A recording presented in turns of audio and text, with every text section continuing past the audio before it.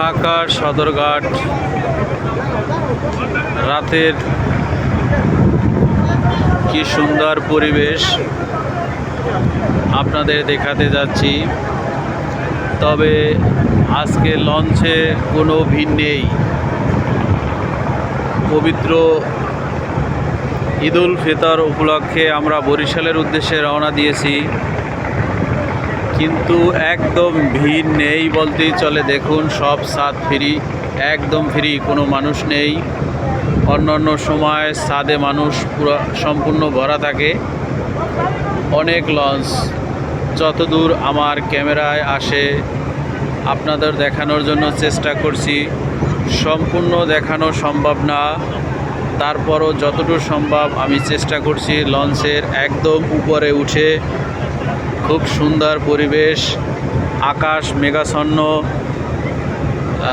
প্রচুর বাতাস বইছে। আসলে লঞ্চ জার্নি খুবই আরামদায়ক। যারা লঞ্চে জার্নি করছেন তারা বুঝতে পারবেন যে আসলে লঞ্চ জার্নি কী সুন্দর।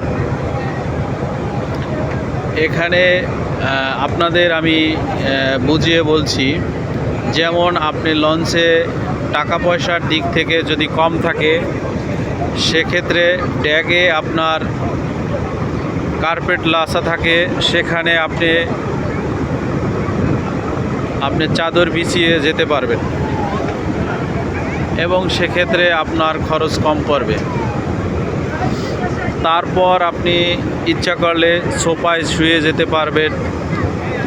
তারপর যদি চান আপনি সিঙ্গেল কেবিন নিয়ে যেতে পারবেন।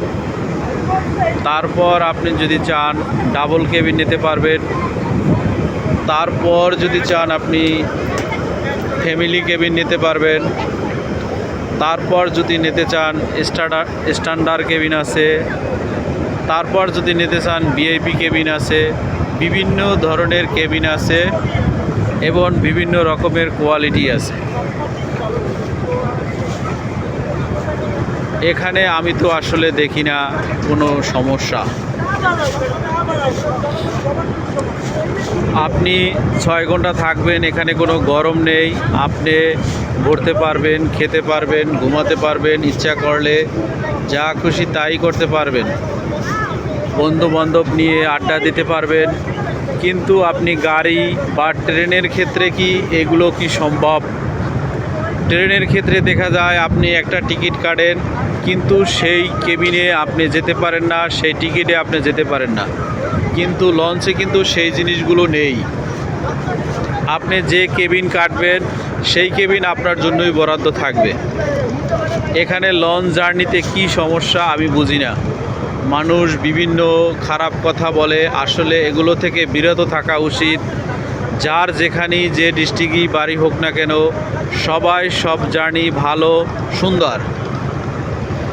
এবং কখনো আমরা নিজের জিনিসটি না দেখি, সবাইকে সমান চোখে দেখি।